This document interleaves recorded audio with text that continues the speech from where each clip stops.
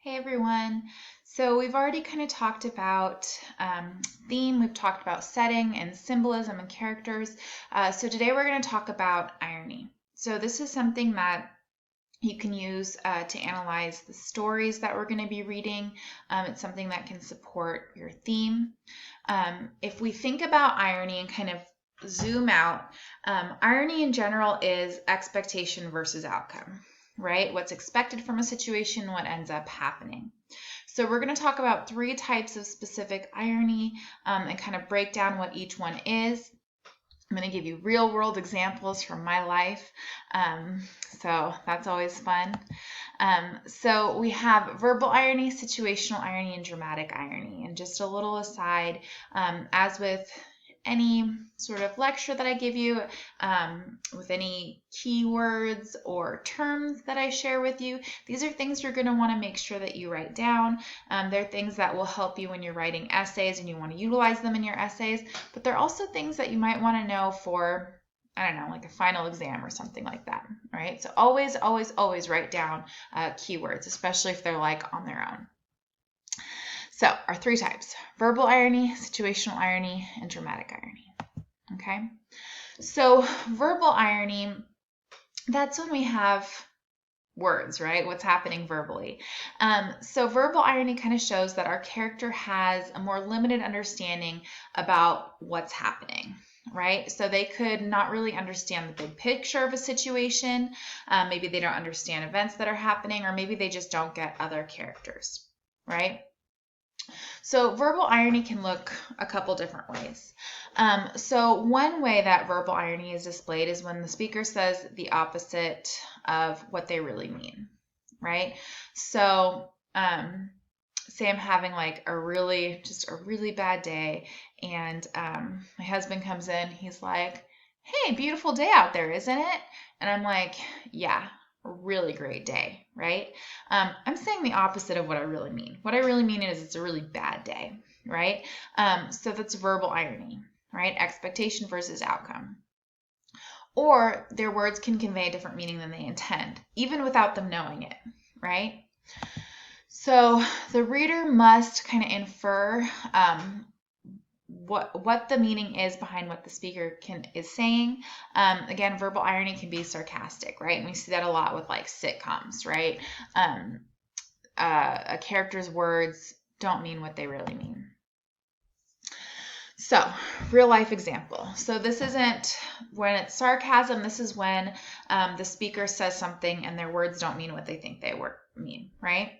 So when I first started teaching, the phrase Netflix and chill got really big, right? And of course, I was out of the loop. Super not cool.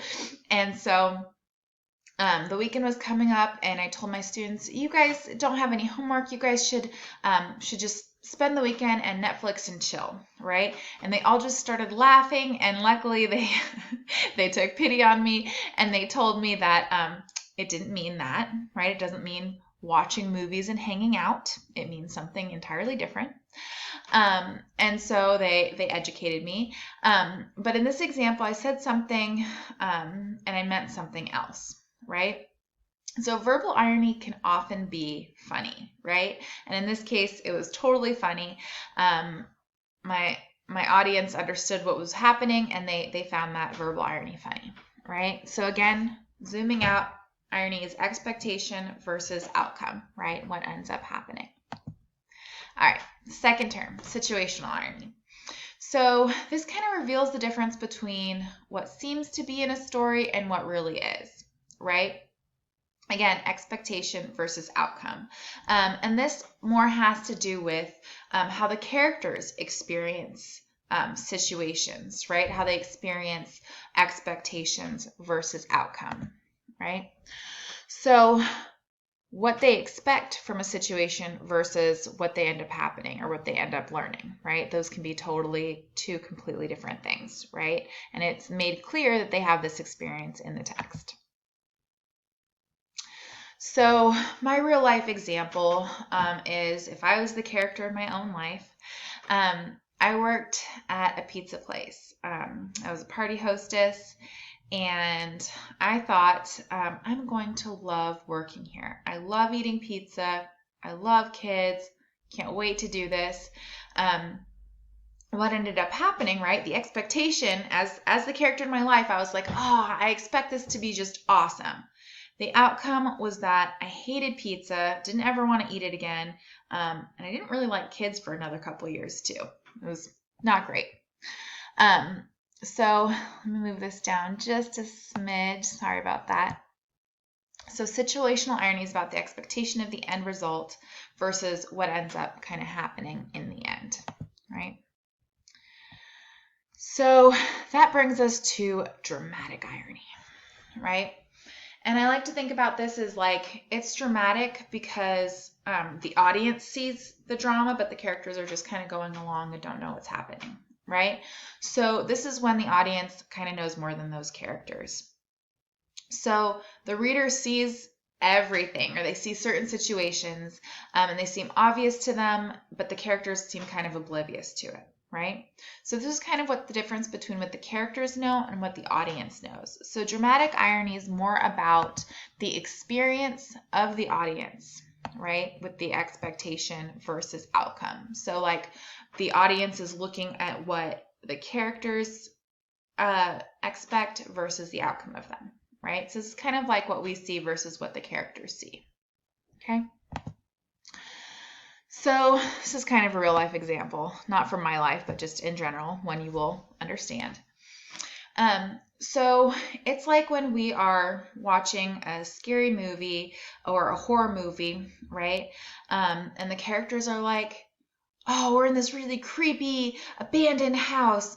You know what we should do? We should like split up and look for a way out, right? And as the audience, you're like, oh my God, do not split up, right? No, you're gonna be murdered. But the characters split up anyway, and they like end up dead, except for like that one guy, right? So this is kind of like what the audience knows and sees versus what the characters, right? The audience like obviously is like, please don't do that. That's a terrible idea. But the characters cannot help themselves. So what I might do is I might write down those 3 types of irony and kind of pull out the bare bones, right? Like verbal, sort of what's said as far as expectation versus outcome, dramatic, right? How the audience kind of experiences or how the audience sees things that the characters don't, and situational, sort of like how the characters experience the irony. And again, write those terms down.